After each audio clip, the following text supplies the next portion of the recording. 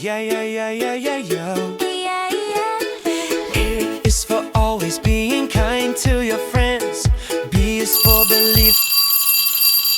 អូខេតោះសម្រុកទៅមុខបន្តទៀតកូនកំពុងតែរលូនខ្លាំងណាស់មិនបាច់ឈប់សម្រាកទេយកឲ្យចេះស្ទាត់តែម្ដងណាបន្ទាប់ពីកូនបានចេះចង្អុលបង្ហាញវត្ថុជិតឆ្ងាយរួចហើយមេរៀនដ៏សំខាន់បន្ទាប់ដែលត្រូវរៀនភ្លាមនោះគឺ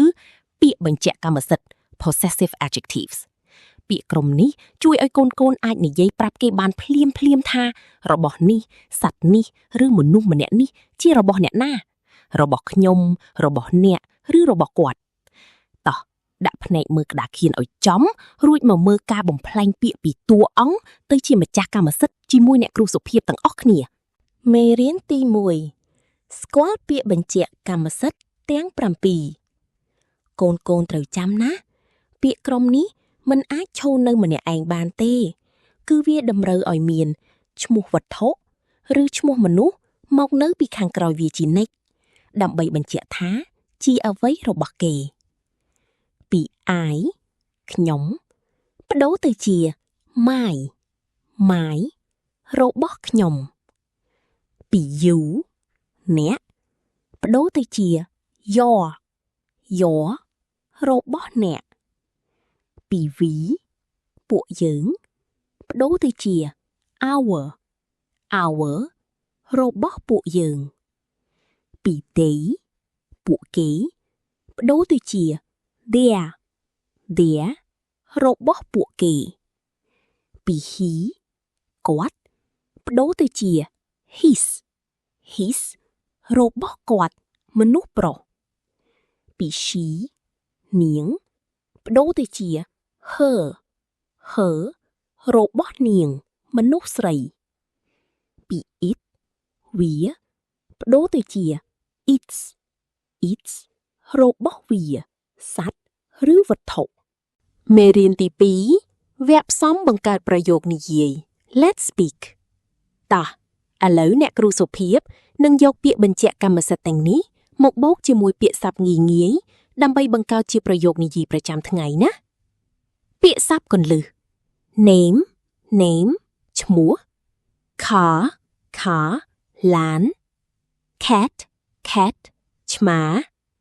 house ផ្ទះរូបមន្ត subject plus verb to be plus ពាក្យកម្មសិទ្ធិ plus វត្ថុឬពាក្យកម្មសិទ្ធិ plus វត្ថុ plus verb to be plus ឈ្មោះរបស់ខ្ញុំគឺសុភាព My name is សុភាព នេះគឺជាឡានរបស់គាត់ This is his car នោះគឺជាផ្ទះរបស់នាង That is her house ឆ្មារបស់ពួកគេគឺធំណាស់ Their cat is big ហ្គេមរាវរកម្ចាស់អាថ៌កំបាំង Who is the owner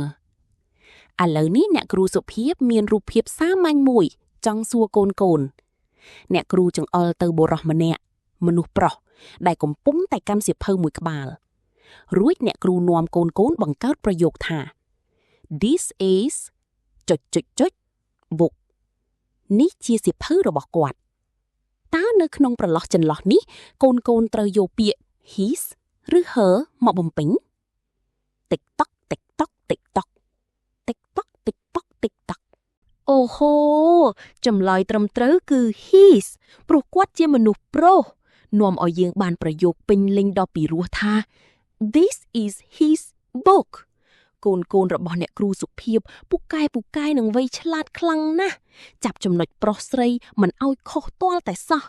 គ្រូសុំទះដៃកោតសរសើរខ្លាំងជូនហ្មងតោះមេរៀនកម្មសិទ្ធិនេះកូនក្តាប់បានជាប់ល្អហើយឥឡូវយើងមានអាវុធគ្រប់គ្រាន់ហើយណាតើមេរៀនបន្ទាប់កូនចង់ទៅមុខទៀតដោយចាប់ផ្ដើមរៀនណែនាំខ្លួនឯងនិងសួរនាំឈ្មោះអាយុទីកន្លែងកំណើត self introduction ទៅកាន់មិត្តភ័ក្តិថ្មីដើម្បីបង្កើតជាការសន្ទនាវែងឬមួយក៏ចង់រៀនពីរបៀបប្រើប្រាស់ពាក្យបញ្ជានិងសុំការអនុញ្ញាតនៅក្នុងថ្នាក់រៀន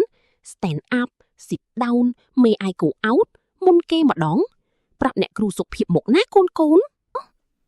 បើអ្នកគ្រូបង្រៀនប៉ុណ្ណឹងហើយកូនអត់ចេះទៀតអ្នកគ្រូរត់បុកជញ្ជាំងសាលាឥឡូវនឹងហើយណាចាតោះកូនទាំងអស់គ្នាឥឡូវយើងដល់ម៉ោងសម្រាកហើយតោះយើងរៀនច្រៀងពាក្យជាភាសាអង់គ្លេសពី A ដល់ Z តាមបទចម្រៀងនេះទាំងអស់គ្នាជាមួយអ្នកគ្រូណា Yeah, yeah, yeah. Yeah, yeah, yeah, yeah, yeah. Yeah, yeah, yeah, yeah. Yeah, yeah, yeah, yeah, yeah, yeah. Yeah, yeah. A is for always being kind to your friends. B is for believe the magic never ends. C is for courage to try something new. D is for dreams that are waiting for you. E is for earth, let's keep it green and bright. F is for family, holding us so tight. Oh, let's sing from A to Z. It's a happy melody. Learning how to live and learning how to be. From the morning sun to the stars above, we fill our alphabet with kindness and love. Yeah, yeah, yeah, yeah. Yeah, yeah, yeah, yeah, yeah, yeah. G is for grateful for the food on our plate. H is for helping, oh, it feels so great. I is for imagine a world full of peace. J is for joy, may it never cease. K is for knowledge, a treasure in your mind. L is for listen, be gentle and kind. Oh, let's sing from A to Z. It's a happy melody.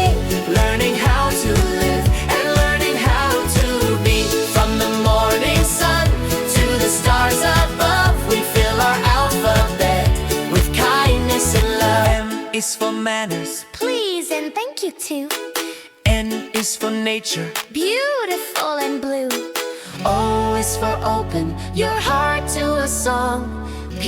is for patience when things take long. Q is for quiet when it's time to rest. R is for respect, putting others to the test. S is for sharing what we have today. T is for truth in everything we say. U is for unity, standing hand in hand. V is for value, the people in this land. W is for wonder, look at the sky. X is for x-ray, seeing deep inside. Y is for yesterday, lessons that we learn. Z is for zest, for the bright future we've earned. Oh, let's sing from A to Z.